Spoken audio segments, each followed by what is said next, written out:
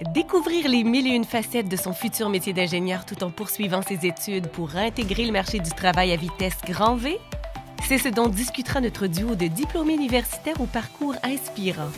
Bienvenue à Au-delà du diplôme. Une présentation du Bureau des diplômés de l'Université du Québec à Trois-Rivières, le tout rendu possible grâce à notre partenaire TD Assurance. Mélissa Goyette est ingénieure de formation et sa feuille de route est riche. Véritable leader dans un milieu encore très masculin, elle a su relever de nombreux défis dans le domaine de l'efficacité énergétique et piloter des projets majeurs auprès de firmes spécialisées.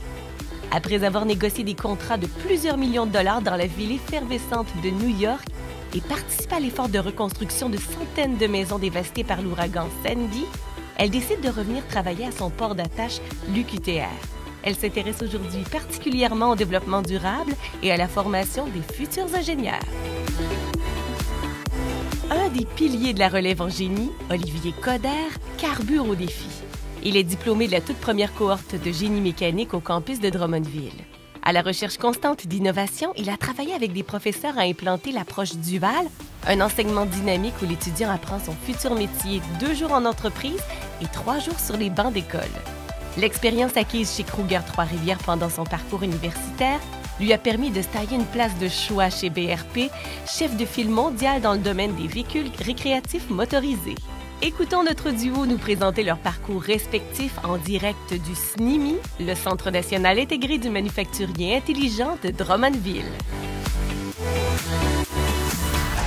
Olivier, salut! Salut. Spontanément, j'ai le goût de te demander est-ce que je peux t'appeler Oli? Parce que c'est ça qui va sortir de façon naturelle. C'est bien normal. Ça marche avec toi? Ben oui, il n'y a pas de trouble. Je suis vraiment contente de te voir. Moi aussi, contente de te voir ici, au SNIMI, dans l'atelier, dans l'usine intelligente du SNIMI, qui était un rêve sur papier quand je t'ai rencontré pour la première fois, qui était en construction. Exact, qui n'était toujours pas construit à ce moment-là. On avait, je pense qu'à la dernière année, il n'y avait que les plans qui étaient réalisés. Puis quand je suis revenu là d'après, c'était la première pelletée de terre. Là. Fait que c'était le tout début. Là.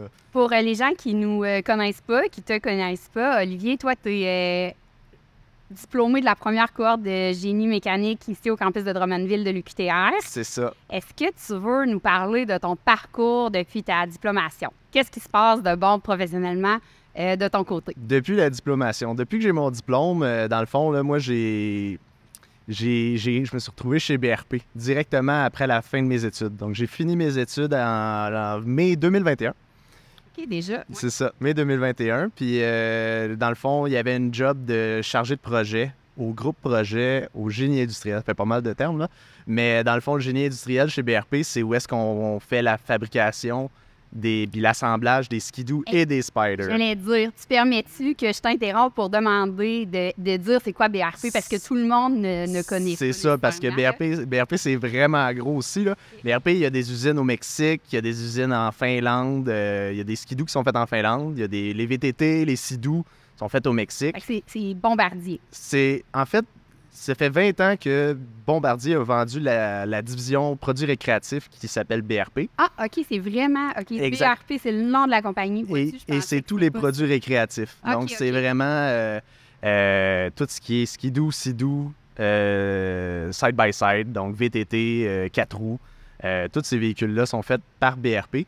Puis à Valcourt, on fait particulièrement les skidoo et les spiders. Mais on les fait ce qui est particulier à Valcourt, c'est qu'on fait tout ça sur la même ligne d'assemblage. OK. Fait que dans le fond, on va fabriquer des skidoo pendant 9 mois par année. Puis lorsqu'on arrive à la fin de ces 9 mois-là, pendant les 9 mois, on prépare la production Spider. Fait qu'on travaille en parallèle. Les gens vont faire la production de jour, puis ben soit les fins de semaine ou lorsqu'il y a des arrêts de production, on se dirige vers la ligne, puis on prépare tous les services pour préparer la prochaine production qui fait les 3 mois de Spider. Puis ensuite, on refait ça. On fait les changements de produits en une journée complète. Puis, est-ce que pour toi, c'est un rêve de petit gars là, de se retrouver chez BRP à jouer dans des affaires à moteur ou... Pas tant. Honnêtement, moi, c'était pas mon profil. Mon profil, quand... Tu sais, moi, suis pas quelqu'un qui était très mécanique de base, mais j'étais quelqu'un qui était en général, là, tu sais, un peu de tout, intéressé par un peu de tout, l'électricité, la mécanique, la vente, tu sais, un peu de tout. Puis quand on m'est arrivé avec des projets, dans le fond, quand j'ai fini, quand j'ai commencé chez BRP, ils m'ont arrivé en tant que chargé de projet, je me suis amené à faire toutes sortes de choses. Vraiment, là, principalement en lien avec les aménagements d'usines, mais aussi avec les déménagements d'équipements lourds. Depuis le début, là, ma première année, quand j'ai commencé, on a déménagé un équipement de 15 000 livres d'une usine à une autre. Il a fallu revoir toute l'usine, tout l'acheminement des pièces autour de ça. Ensuite, fait que ça a été un de mes gros projets dans ma première année. Puis, quand on a fini le déménagement de cet équipement-là, il a été coté comme étant à risque d'explosibilité à cause de la poussière qui se soulevait dans cet équipement-là.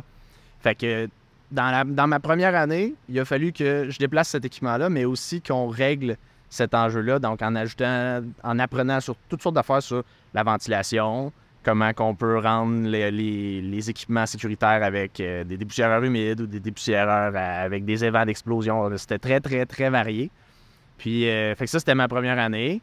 Ensuite, à ma deuxième année, j'ai commencé à faire des projets encore, on va complètement ailleurs.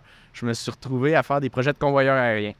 Okay. Fait que conception de convoyeurs aériens, j'ai fait la conception des trajets, toute la gestion du projet de la fabrication, mais aussi tout le réaménagement de l'usine autour. Donc, comment qu'on allait acheminer nos pièces, comment qu'on allait utiliser ces pièces-là. Puis là, dans ces projets-là qui sont tous de nature très variée, j'imagine que tu as appelé à interagir avec du monde de plein d'équipes, de plein de compétences, de plein de parcours académiques différents. Exactement. Qu'est-ce qui ressort pour toi de cette expérience-là, d'être un ingénieur un peu finalement touche-à-tout, bien que tu as une diplomation en génie mécanique? C'est particulier parce que ce qui est le fun, c'est qu'en peu de temps, on peut devenir une référence quand on s'applique puis qu'on travaille, tu sais. Puis moi, c'est ça qui m'a marqué le plus, c'est que quand je suis arrivé chez BRP, je suis pas un gars de mécanique, puis j'en voyais d'autres là, qui clairement avaient plus le profil pour performer. Mais à un moment donné, tu sais, tu finis par t'associer à ces gens-là, puis quand tu as des questions, ben ils vont répondre à ces questions-là, puis ils viennent pallier. Tu sais, on travaille tellement en équipe que les gens viennent pallier à tes forces. Puis à l'inverse, tu deviens un spécialiste dans tout ce que les gens ont peut-être moins de leur côté. Fait que tu sais, moi, en étant chargé de projet, c'est vraiment là, une vue globale. Là, on travaille beaucoup sur les vues globales. Même les vues de où est-ce qu'on veut aller dans le futur, c'est quoi les prochains moves, c'est quoi la prochaine amélioration qu'on pourrait faire, améliorer la sécurité, ou c'est-tu à agrandir, ou c'est-tu... fait que c'est vraiment très varié. Puis, tu sais, moi, dans le fond, oui, je travaille avec des ingénieurs, mais je vais aussi travailler avec des techniciens nous autres, on a des techniciens qui sont spécialisés dans la conception de machines. On a aussi des techniciens qui sont spécialisés dans du génie industriel. Donc, ils vont faire tout l'ordonnancement des tâches pour que tous les balancements de chaque poste d'une usine soient également partagés, les tâches, pour que lorsqu'on arrive à livrer un produit, il n'y a pas une personne qui fait rien puis une personne qui travaille pour trois. Au niveau des compétences que tu mentionnes là, pour le chargé de projet, là, si tu avais à en nommer là, 5 là, que toi, tu maîtrises ou que tu as développé, mais qui t'aident vraiment à être bon puis efficace dans ton rôle, là, tu dirais que ce serait quoi? J'aurais tendance à dire l'organisation, ce serait probablement la première chose. Parce que c'est pas selon moi, c'est pas nécessairement être très, très technique un chargé de projet, mais c'est être organisé, puis c'est aussi être quelqu'un qui est à l'écoute des spécialistes, qui va chercher l'information. Donc, le meilleur chargé de projet, selon moi, est capable d'aller chercher l'information des personnes qui possèdent ou qui sont capables de lui fournir l'information. Quand j'ai fait de la ventilation, j'ai pas fait des calculs de perte de charge par moi tout seul, puis je m'assois dans mon bureau puis je fais mes affaires. Non, on avait des firmes externes qui se spécialisent en ventilation. Puis là, ben, je leur faisais faire ces calculs-là. Puis quand j'avais des questions, ben, je les challengeais, puis on se challengeait l'un l'autre, puis on finissait à avoir un résultat qui était un bon résultat. Fait que, tu sais, organisation, ça, c'est sûr, parce que c'est de la gestion de projet, fait que c'est de la gestion de budget, c'est de la gestion d'échéanciers, des délais de livraison. Fait que ça, ce serait, pour moi, là, la première chose, ce serait ça. Deuxième chose, ce serait communication, là, travailler en équipe, puis aussi d'aller chercher l'information. Fait que quand tu es curieux, souvent, ça te permet d'aller en chercher un peu plus. Puis là, tu en apprends un peu, puis tu es capable de plus challenger l'autre, puis souvent, tu arrives avec des meilleurs résultats au fur et à mesure. Là. Fait que si j'avais deux, trois éléments, ça tournerait autour de ça. Là. Organisation, écoute, communication. Ouais, ça serait pas mal ça. OK. Fait que c'est ça, mais honnêtement, c'est très le fun, là, être chargé de projet. Là. Puis chez BRP, en plus, ça va tellement vite. Là. Depuis que, en fait, quand la COVID est arrivée chez BRP, ça a eu l'effet complètement inverse de d'autres entreprises. Ça a propulsé l'entreprise à un autre niveau, là, parce que dans le fond, les gens ne pouvaient pas sortir. Qu'est-ce qu'ils font? Ils achetaient des véhicules pour rester au Québec puis s'amuser au Québec. Fait que, il y a eu beaucoup d'augmentation de vente à ce moment-là. Puis, ce que ça a fait, c'est que les gens, avec justement cette augmentation-là, ça a propulsé les projets qui se faisaient. Puis, on a réussi à augmenter notre efficacité puis à travailler en équipe pour atteindre là, les ventes qu'on n'était pas capable de suivre. Fait que, chez BRP, c'est une belle entreprise familiale, mais qui est mondiale. Fait que moi, ça venait chercher mes valeurs. C'est pour ça, honnêtement, chez BRP, c'est une place où je suis bien, puis que j'aime bien. J'aime les gens avec qui je travaille, puis j'aime travailler dans ce milieu-là. Hey, merci, Oli, pour ce partage-là. C'est le fun de te voir content, c'est le fun de te voir épanoui. La dernière fois qu'on s'était vu, c'est à la présentation des projets de fin d'études où on a ouvert une bouteille de bulles là, pour souligner ça, cette première cohorte-là qui finissait. Juste du bon pour la suite, chez BRP ou ailleurs pour toi, là, mais vraiment contente de voir que la vie va bien de ton côté. Merci, puis j'ai beaucoup de plaisir, puis c'est ça. Fait que je suis bien content d'être à cet endroit-là. Et toi, Mélissa, honnêtement, tu sais, moi, je me rappelle la dernière fois, comme tu disais, qu'on s'est vus. Tu nous parlais, tu étais devant la classe, tu parlais de ta maîtrise au auto-entourant dual, mais tu parlais aussi que tu avais déjà été à New York. Là, il y a beaucoup, on s'entend, il y a beaucoup d'étapes probablement dans ta carrière, mais parle-moi donc un peu, comme tu peux commencer peut-être du début ou résumer les éléments importants. Effectivement, c'est tout sauf linéaire. Je pense que c'est juste de dire que je suis un ingénieur qui se retrouve dans les courbes plus que dans les lignes droites puis les angles carrés. De façon de t'expliquer ça facilement, là, je pense que c'est de partir du début. Ouais. À la fin de mon bac, j'ai choisi de travailler en usine manufacturière. Okay. J'ai travaillé pour L'Oréal Canada comme superviseur de production sur le corps de nuit. C'était un choix de vie. Okay. À ce moment-là, je me disais, hey, la chance de commencer ma journée avec les affaires qui me font triper puis qui sont pas le travail. Ouais. C'était beau sur papier. Ouais. Puis après ça, d'aller travailler pour finalement me rendre compte que ça fonctionnait pas parce que je dormais pas du tout de jour. J'étais pas capable. Fait que j'avais du temps comme jamais, mais ça veut dire, ça rattrape vite de dormir 4 heures par jour. Puis l'autre enjeu, j'étais à l'usine de Ville-Saint-Laurent comme superviseur de production sur le corps de nuit. Fait que c'était une belle responsabilité parce que j'étais la seule personne cadre dans l'équipe. Fait que assez rapidement dans ma carrière, on m'a fait confiance. Puis ça, je suis effectivement reconnaissante de ça. Par contre, même si les valeurs de l'entreprise me rejoignaient, parce que pour moi, au moment de choisir ma job, c'est important qu'il y ait un fit au niveau des valeurs. Ouais. Ce que je me suis rendu compte, c'est que de produire de la teinture à cheveux, c'est ce qu'on faisait à l'usine de Ville-Saint-Laurent. Ouais. Mais pour moi, ça manquait de sens. Okay. Puis tu sais, c'est correct, ça prend des gens qui font ça, puis c'est une magnifique entreprise. Ouais. C'est juste que pour toi, ça venait moins te chercher, c'est ça. Puis j'avais fait un stage en efficacité énergétique. J'avais eu la chance d'avoir plusieurs offres à la sortie du bac, dont certaines que j'avais gentiment déclinées. Mais finalement, c'est ça, l'appel de l'efficacité énergétique, puis d'être plus rattaché au développement durable, puis aux enjeux de cette époque-là, qui sont d'actualité encore aujourd'hui. C'est en 2007 que j'ai terminé. Ça m'a amené à aller travailler là, à ce moment-là comme bras droit, on peut dire, un directeur des opérations, mais j'avais quand même le souhait d'être impliquée dans la conception des projets. Pour moi, c'était important de bien comprendre ce qu'on faisait, pour être capable de voir comment on peut améliorer les processus. Mais je me sentais pas à ma place de faire de l'amélioration de processus sur quelque chose que je maîtrisais pas puis je comprenais pas. Puis de fil en aiguille, écoute, concours de circonstances, il y a eu des changements au niveau de l'équipe de développement des affaires. Le chargé d'affaires sur mon projet n'a pas été remplacé. On déménageait le bureau. Le président s'est retrouvé assis dans la même salle de conférence que moi. Il a entendu un appel avec un client. J'ai raccroché, puis il était là, ben voyons, toi, ça tentais pas d'aller dîner avec ce client-là à la place. Puis j'étais comme, non, faut que le projet avance, puis le client, il dîne avec sa femme, c'est parfait, tu sais.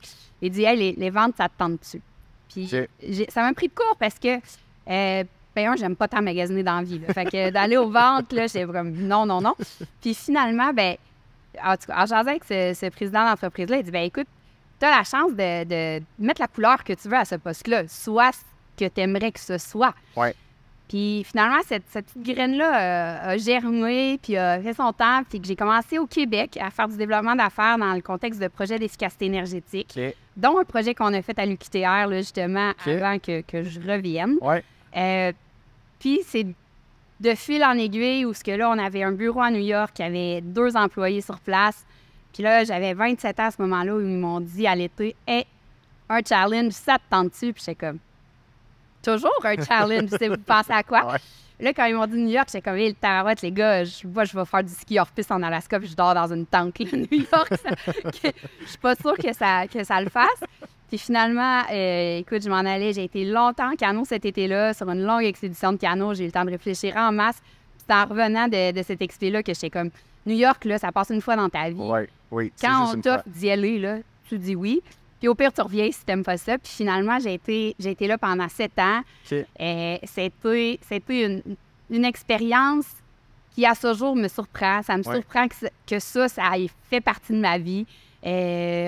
Tu m'aurais demandé à la fin de mon bac, tu vas faire quoi dans les 10 prochaines années? Jamais que j'aurais dit New York. Puis c'était encore aux ventes à New York ou c'était vraiment... Le développement des affaires pour cette même compagnie-là en efficacité énergétique qui était basée ici, le siège social est au Québec. Puis je suis allée, on a bâti un consortium, on a bidé sur des gros projets, on les a eus.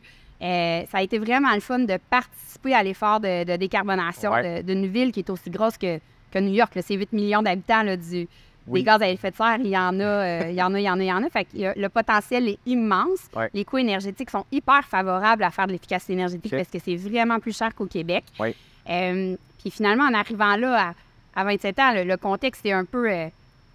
on m'a lancé les clés, je les ai attrapées au vol, puis on m'a dit « rentre pas le char dans le mur », là, mettons.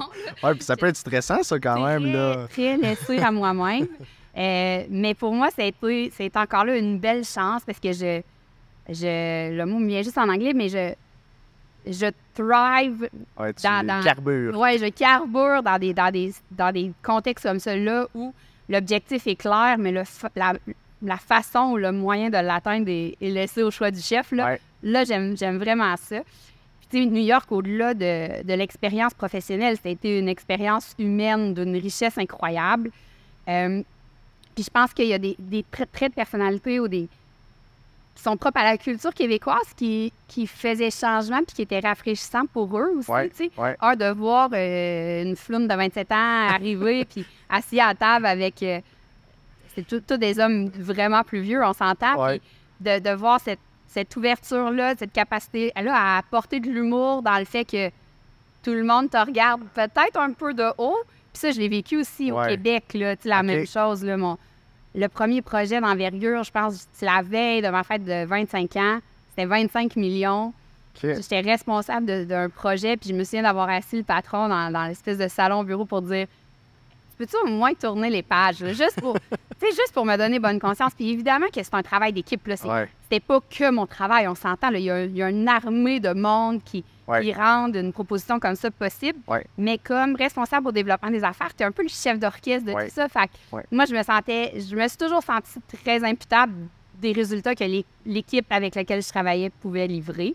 Puis à partir de New York, à un moment donné, c'est devenu clair que j'avais envie de rester, mais je savais pas trop. Puis là, j'ai changé d'employeur en cours de route et de direction, si tu veux, là, en quelque sorte. Après la tempête Sandy de 2012. il y a eu un gros effort de reconstruction. Fait que là, je suis allée du côté des opérations, dans l'équipe de direction des opérations pour la reconstruction des maisons pour toute Brooklyn. Fait que c'était, pour nous, je pense que c'était un projet de 360 millions, si je ne me trompe pas. C'était tout avec la même entreprise encore, là? C'est une entreprise qu'on a rencontrée rapidement à New York. Ce CEO-là, je me suis de l'avoir invité à luncher peut-être 1 an avant, 2 ans avant pour dire... Je me demande comment ma carrière à New York, comment je fais pour aller au prochain niveau. Est-ce que j'arrivais avec un bac de Trois-Rivières, un accent québécois, un espèce... Tout disait pas de New York. Okay? Puis je me disais, c'est quoi la prochaine étape? Puis finalement, sur ce lunch-là, il dit, ça peut être bien simple, la prochaine étape, tu viens chez nous. Là, j'étais comme, je me cherche pas de job, là, je veux juste la prochaine étape dans l'entreprise où je suis en ce moment. Finalement, de fil en aiguille, j'ai eu envie de découvrir ce côté-là de gestion de projets majeurs, là, à 330 millions ou 360, c'est majeur, avec quasiment 1000 familles d'impliqués.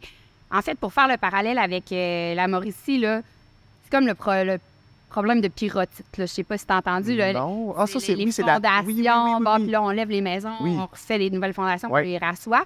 Ben, c'est beaucoup ça qu'on a fait là-bas, mais sur stéroïdes, là, parce que les maisons étaient trop basses. Fait que là, on les a élevées, on a changé les fondations, on a augmenté la hauteur en se disant si jamais il y a un autre coup de la sorte qui passe, ces maisons-là, on s'assure qu'elles soient sécuritaires, c'est-à-dire qu'il n'y ait pas d'inondation une deuxième fois.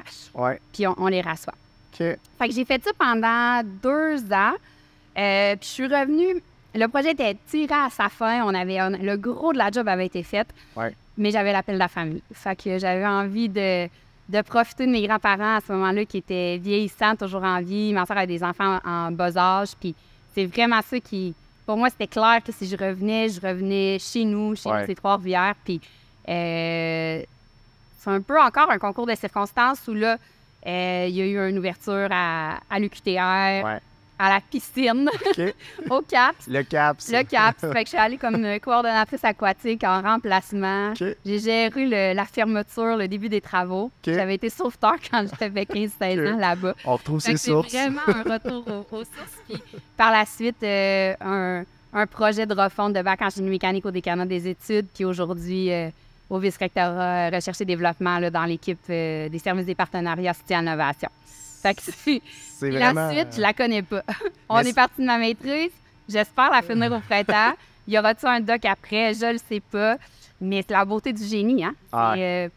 L'avenir nous dira ce sera quoi la suite, là. Exact. Mais c'est vraiment impressionnant tout ce que tu as fait, honnêtement. Là. Quand je regarde ça, puis quand j'entends ça, c'est ce genre de projet-là, de parcours-là. Tu sais, moi, je les vis au jour le jour, mais quand tu vois les gros projets d'ampleur, là, puis que tu sais tout ce que ça implique, c'est vraiment impressionnant tout ce que tu as réussi à faire, Mélissa. Merci. La première chose à dire, c'est merci. La deuxième chose à dire, c'est tu mets le doigt sur quelque chose quand tu dis au jour le jour. Je pense que quand, au jour le jour, on se garde ouvert aux opportunités que la vie peut mettre sur notre chemin, c'est surprenant. Fait que tu sais pas ce que l'avenir te réserve, mon cher. C'est bon, ça. Mélissa et Olivier ont le vent dans les voiles.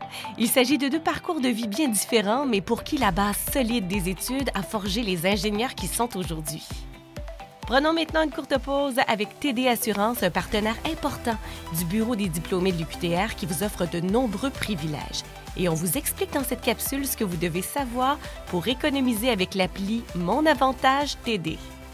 Vous avez déjà une police d'assurance auto TD Assurance? Inscrivez-vous facilement à Mon Avantage TD en appelant un de leurs conseillers et dites que vous souhaitez participer au programme.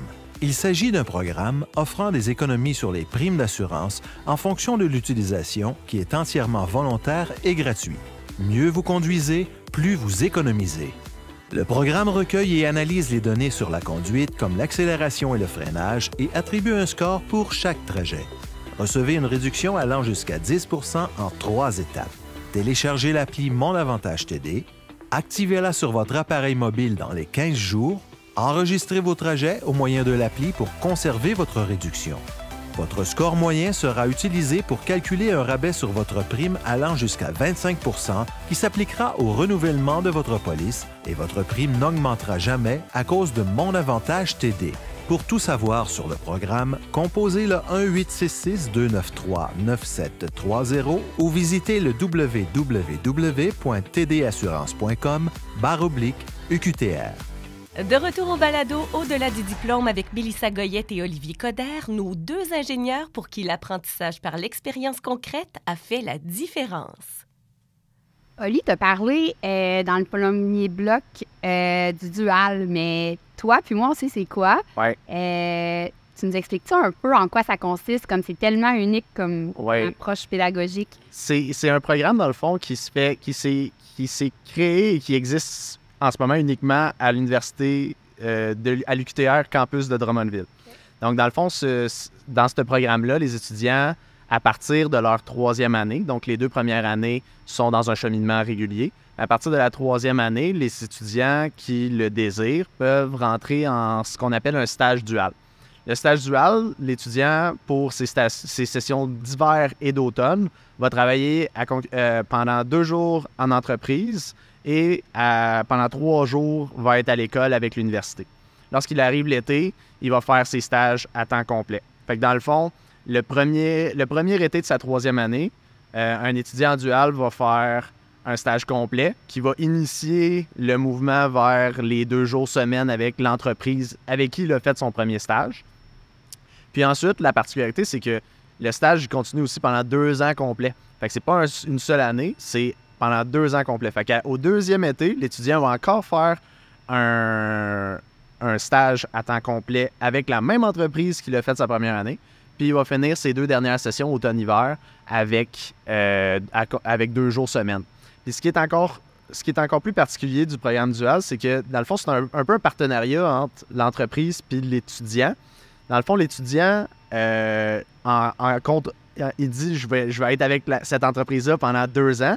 Mais en contrepartie, l'entreprise s'engage à fournir 80 heures de formation diverses, donc qui touchent au champ de l'ingénierie, comme par exemple l'environnement, des formations santé-sécurité, des formations sur la gestion des budgets, toutes sortes d'éléments qui ne sont pas nécessairement des mathématiques, de la physique qu'on voit à l'université, mais vraiment des champs connexes. Puis dans le fond, fait que l'université vient fournir, l'entreprise fournit ces 90 heures de formation-là et vient aussi fournir le projet de fin d'études à l'étudiant. Donc dans le fond, l'étudiant va faire un projet en entreprise dans lequel il va faire son projet de fin d'études, dans le fond. Là, tu l'as vécu à l'UQTR, il y a un projet de fin d'études. Il y en a à bien d'autres universités, en fait, à toutes les universités du Québec. Mais à Drummondville, la particularité, c'est que là, tu vas le faire en partenariat avec une entreprise. Fait qu'au lieu d'être 6 étudiants qui vont développer un BAJA ou développer peu importe l'idée qu'ils ont cette année-là, à Drummondville, c'est vraiment avec une entreprise que là, dans le fond, le partenariat se fait. Puis là, on trouve un projet qui peut être d'ampleur, dans lequel l'étudiant peut faire travailler pour l'entreprise, puisque l'entreprise, à la fin, a un résultat, un projet livré. Puis en contrepartie, l'étudiant a fait son projet de fin d'études dans un milieu... Puis si je comprends bien, là, ça vous permet vraiment à chaque étudiant, étudiante, de nous donner la couleur que vous voulez à votre programme, parce que quand même, en passant 2 ans dans un milieu preneur ou industriel, tu peux choisir un milieu manufacturier, tu peux choisir le génie conseil, tu peux aller toucher à quelque chose qui t'anime toi plutôt que de suivre la masse. Exactement. Puis tu sais, si un projet peut aller dans toutes les directions. Si c'est un projet qui va vers les nouvelles technologies, ça peut être ça. Ça peut être des projets de réalisation, conception d'un nouvel équipement pour une entreprise. Ça peut être le développement d'une stratégie manufacturière globale à plus haut niveau avec une entreprise pour vraiment dire... par exemple, c'est quoi les prochaines étapes pour atteindre l'industrie 4.0, par exemple? Ça pourrait être une approche comme ça. C'est très, très, très varié comme projet de fin d'études, sauf que ce qui est malheureusement plate, c'est qu'on souvent on n'en entend pas parler parce que c'est peu connu. C'est peu connu, puis c'est en entreprise. Donc, en entreprise, on a la confidentialité. L'étudiant, on s'entend, je vois souvent à Sherbrooke ou à l'UQTR, ils ont les présentations de ce qu'ils font. T'sais, ils vont présenter à un peu tout le monde, ils vont mettre ça en ligne, c'était quoi leur projet, puis sur quoi ils ont travaillé. Puis ça met de l'avant le programme, mais aussi ça met de l'avant ce que les étudiants font. Les réussites étudiantes. C'est ça. Dans ce programme-là, en dual, c'est l'entreprise qui est gagnante, mais c'est moins publicisé parce que c'est... Vu la nature confidentielle des données qui sont échangées. Exactement. Je pense que ce que j'ai vu du dual, c'est que c'est vraiment l'étudiant, il a le double chapeau. C'est à la fois, il est étudiant, mais il est vraiment traité à part entière comme un employé. Oui. C'est-à-dire que tous les secrets lui sont partagés pour qu'il soit capable de mener à bien son projet. Là, sur 2 ans, c'est quand même... on ne fait pas juste voir les choses en surface. On a vraiment la chance de plonger.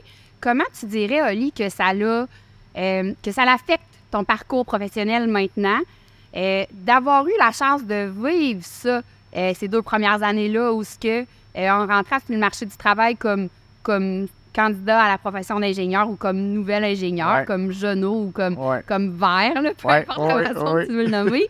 Tu avais quand même eu l'expérience, toi, ou la chance d'aller faire quelques bons coups puis quelques gaffes avant d'arriver. Puis, comment c'est ça? Comment ça se vit, l'après-dual? Moi, dans le fond, en dual, j'ai fait beaucoup de... Je pense qu'en dual, ça nous permet en entreprise de vraiment se développer, mais en lien avec l'entreprise. Moi, j'ai fait un changement d'entreprise. Quand j'étais en stage, j'étais chez Kruger, puis on travaillait sur l'implantation de nouvelles technologies, mais à haut niveau. Donc, vraiment, là, c'était des projets d'ampleur dans lesquels on détaillait avec l'entreprise et les différentes entreprises l'entourant comment qu'on allait faire ça, l'implantation de ce projet-là. Fait que moi, quand j'ai sorti de l'université, je me considérais vraiment bon dans ma documentation. Mais je n'avais pas fait beaucoup d'implantation. Okay. Chez BRP, c'est beaucoup dans l'action. Okay. Dans le fond, on est beaucoup dans l'action. C'est un milieu qui est très réactif. Chaque jour, il peut arriver quelque chose que, OK, il faut s'ajuster pour demain parce que la production a un enjeu ou parce que il y a quelque chose de non sécuritaire qu'on n'avait pas vu.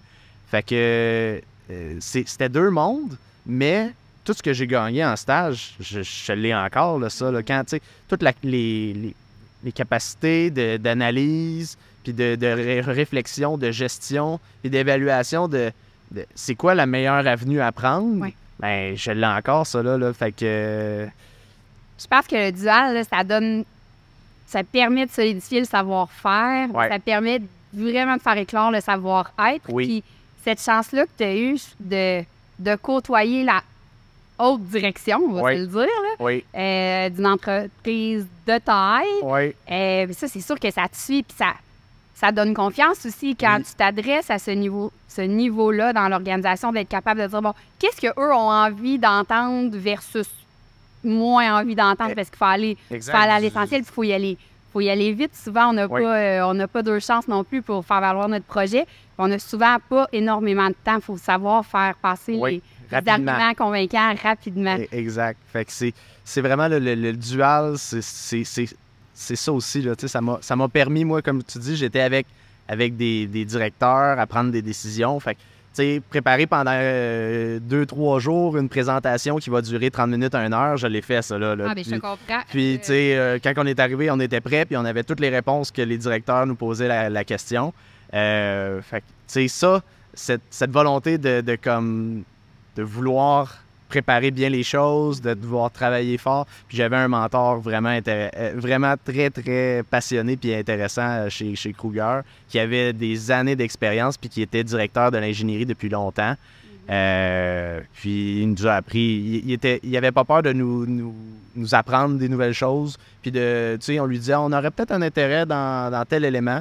Puis il nous poussait, il disait, OK, ben on va vous fournir des formations, on va fournir des rencontres supplémentaires, on va vous inviter à aller... Lui, il faisait partie du MMCQ, les manufacturiers de la Mauricie Centre du Québec. Puis il nous avait amenés à ces événements-là. Il nous avait dit, venez-vous-en, on va voir ça ensemble. C'est vraiment une approche expérientielle. Oui, c'est ça. Vraiment, vous l'avez vécu, puis je pense que c'est une force du dual de pouvoir vivre l'ingénierie de l'intérieur, de sauter dedans à pieds joints à la fin de la 2e année de bac, plutôt que d'attendre à la 4e année. c'est vraiment une chance. C'est ça, c'est toute une chance. Puis honnêtement, moi, j'ai été chanceux parce que ce programme-là, au début, on l'a bâti, mais en plus de ça, au début, il n'y avait pas beaucoup de publicité, il n'y avait pas beaucoup de locaux. Fait que je me suis retrouvé ici, puis tout d'un coup, on pourrait essayer de faire du dual, puis on a des enseignants vraiment, vraiment des bons enseignants, des bons professeurs à Drummondville qui sont dévoués pour leurs étudiants. Puis c'est venu cette idée-là dès ces professeurs-là qui ont poussé ça. À Drummond, là, mais je me permets de te couper pour dire à l'UQTR dans son ensemble, là, sont absolument souhaits à Drummond, mais ils sont tout aussi inspirants à Trois-Rivières puis dans les autres campus aussi. Là. C'est ça. Puis sinon, là, tu sais aussi, là, toi, tu as fait ta maîtrise, tu as vu le dual. Je peux pas dire fait, être en cours. Oui, être en cours, mais alentour la maîtrise. Puis tu sais, ça, c'est entourant le dual. Mais je pense aussi, là, mettons, tu sais, nous autres, quand on a commencé, on avait. Tu sais, c'était pas juste le dual, il y avait aussi beaucoup de diversité, justement, parce que c'était un programme qui était peu connu. Puis quand on a commencé, il y avait en tout, on avait 5 filles, dont sur 20 personnes. Quand même, hein? Puis quand on a fini, ce qui est encore plus impressionnant, c'est quand on a fini, il y avait 4 filles sur 11 personnes. Oh, c'est vraiment une excellente une bonne statistique. Puis c'est ça, je sais que les filles ont vécu plus le parcours de l'UQTR dans cette situation-là parce que elles étaient plus intéressées à faire un projet avec l'université. Oui. Mais c'est ça, je sais pas si tu as pu leur parler ou... Non. Dans le cadre de la maîtrise, non. Je me suis vraiment concentrée sur les gens qui avaient vécu le dual de l'intérieur, c'est-à-dire les étudiants de la première cohorte en dual, les étudiants de la deuxième cohorte, les profs qui vous ont accompagné, puis tous les superviseurs en entreprise. Okay. Fait qu'on a au-dessus de 400 pages de verbatim d'entrevue à aller extraire justement là-dedans, là, aller choisir puis cerner l'essentiel pour être en mesure de bien comprendre ce qu'on fait bien. Oui. Puis voir aussi quelles sont les pistes d'amélioration. Parce qu'évidemment, quand on a l'audace de lancer un projet ou un programme qui est aussi novateur que celui-là, bien, c'est sûr et certain qu'il y a de l'itération à y avoir. Moi, je l'ai vécu un petit peu de l'extérieur, votre dual, mais je me sens quand même partie prenante de ta cohorte en ayant eu le nez dedans. T'aurais-tu aimé ça, faire le dual? Mais t'as vécu t'as vu les deux? C'est une bonne question. J'aurais-tu aimé vivre le dual? Oui. Je pense qu'on va en parler tantôt là, de nos parcours académiques. Bien, si mon parcours professionnel il n'est pas en ligne droite, bien, mon parcours académique, il l'est encore moins. Fait que je suis pas certaine que j'aurais pu. Okay. Je t'expliquerai ça tantôt. Okay. Mais oui, j'aurais aimé ça. Est-ce que ça aurait été possible? C'est une autre question. OK. Mais c'est ça, tu me disais tantôt peut-être ton parcours, que tu disais dual, mais qui n'était pas linéaire. Mais je pense qu'une des particularités du dual, c'est de suivre un parcours académique qui est bien établi parce que, étant donné que tu fais l'année 3, l'année 4, en 3 jours semaine au lieu de 5, bien, faut pas que tu aies perdu de temps. Puis, dans mon cas, j'ai commencé en génie industriel à Trois-Rivières. Okay. Après ça, je me suis dit, j'aime vraiment les sciences pures. Je pense que je vais aller faire une année. En fait, je pensais aller faire un bac à Polytechnique en génie des matériaux. Ouais. Je suis allée là 1 an. OK. Puis, je me suis dit, si le génie industriel, c'était de ce bord-là, le génie des matériaux, il est là. Peut-être que la réponse, elle se trouve entre les deux. Je suis pas sûre, je vais espérer, parce que 3 ans, 3 débuts de bac, un moment donné, tu te dis, l'idée, c'est de finir. Oui. Fait que par chance, c'est Vincent François dans un gala UTR à qui je comptais ça. Je suis revenue pour la soirée là, avec les amis du bac, qui me dit, là, attends un peu, là, faut pas que tu abandonnes le génie, là. Puis j'ai dit, je pense pas forcément abandonner le génie, je sais juste pas où m'en aller. Tu me dis, viens à Trois-Rivières, là, puis on va t'arranger ça, là. Okay. On va t'arranger ça. Fait que t'as été recrutée, là. Oui, ça a été une ouverture à reconnaître les cours que j'avais faits à Polytechnique. Ouais. Ça a été de dire, écoute, ça prend quelqu'un qui va animer les travaux dirigés en matériaux. Ouais. Fait qu'à ma 3e année de bac, j'enseignais on le dit comme à 110 étudiants. J'étais quand même assez gênée au début. Là, j'étais comme, oh boy, que ça fait du monde. Ouais. Les étudiants pensaient tous que j'étais au doc. J'étais comme, non, on va se revoir dans le prochain cours. C'est ma première année en génie mécanique. Finalement, ça m'a permis de finir mon bac en 4 ans et demi, ce qui est quand même pas si pire pour un bac de 4 ans. Ouais. Fait que c'est ça. Compte tenu que j'ai commencé le génie mécanique à l'année 3 du bac, je vois mal comment que ça aurait pu se prêter. Ceci dit, à chaque été, après la première année, j'ai fait 3 stages. Fait que j'avais quand même cette envie-là de vivre le milieu de travail de l'ingénierie. J'ai travaillé en construction. Après ça, j'étais allée, moi aussi, chez Kruger. Mais du côté environnement puis optimisation sur quelques lignes de production à l'emballage. Le dernier stage, le 3e stage, c'était en efficacité énergétique dans une autre entreprise. C'est un peu ça qui a mené. Puis, tu sais, je regardais parce que veux pas quand on se lance à dire oui à ce podcast-là, on repense un peu à qu'est-ce qu'on a vécu, puis c'est quoi les étapes marquantes. Puis, tu sais, aujourd'hui, je me questionne si, à la suite de cette maîtrise-là, je ferai peut-être un doc, mais ce qui m'intéresse, c'est vraiment maintenant, c'est encore l'efficacité énergétique. Ça, je pense que c'est tatoué sur mon cœur à tout jamais. Mais j'ai aussi découvert un nouveau champ, c'est l'enseignement de l'ingénierie en milieu universitaire. C'est un champ de recherche. Ça m'intéresse vraiment beaucoup. Puis c'est tout le côté humain autour de l'enseignement du génie, moi, qui pique ma curiosité. Puis j'ai eu la chance d'avoir des profs, dont un, c'est Luc Laperrière, qui m'avait demandé à un moment donné, « Hey, comment ça va, toi? » Puis dans un moment où ça n'allait pas pantoute, d'avoir quelqu'un qui te pose cette question-là de façon aussi sincère, puis qui ne s'est pas demandé à la va-vite, tu sais. Je me rends compte que ce souci-là de l'autre, il était déjà là dans le bac. Puis maintenant, on connaît des façons de faire pour voir au bien-être des étudiants. C'est un peu vers là, peut-être, que je vais m'en aller par la suite, mais toujours rattaché au génie, tu sais, de rentrer cette composante-là humaine dans la job. Puis, tu sais, moi, je me suis jamais définie comme un ingénieur technique, là. Je disais à la blague tantôt que je réussissais bien à l'école, là, mais ça, c'est vrai, mais je veux dire, ça fait longtemps que j'ai pas fait de formule. Puis on peut réussir sans être technique.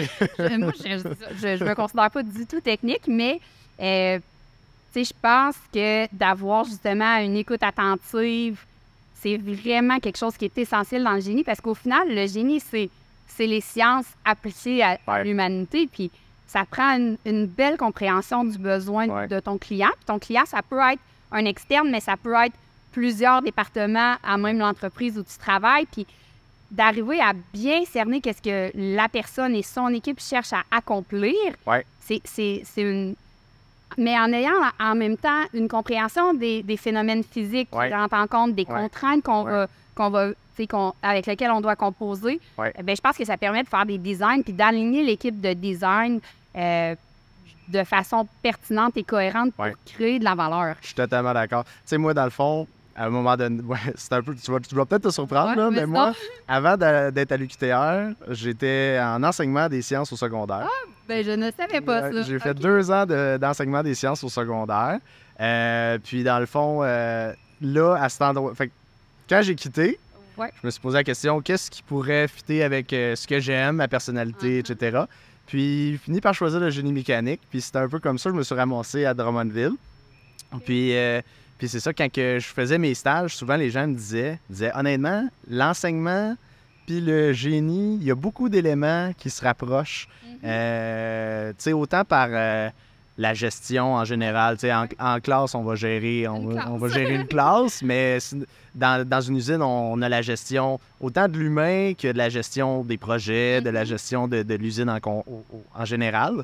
Puis en même temps, c'est ça, dans les deux cas, il y a le côté humain qui est là. Tu sais, on s'entoure de gens avec qui on veut travailler, on se fait des collègues, des amis, puis on finit par réussir des projets qu'on pensait pas qu'ils étaient réalisables, ou en enseignement de réussir à aider des élèves que peut-être il y avait pas le dévouement pour ce cours-là, par exemple, ou, etc. Fait que je pense qu'entre l'enseignement puis le génie, il y a tout le temps en fait, tout ce côté-là humain, les deux viennent se rejoindre.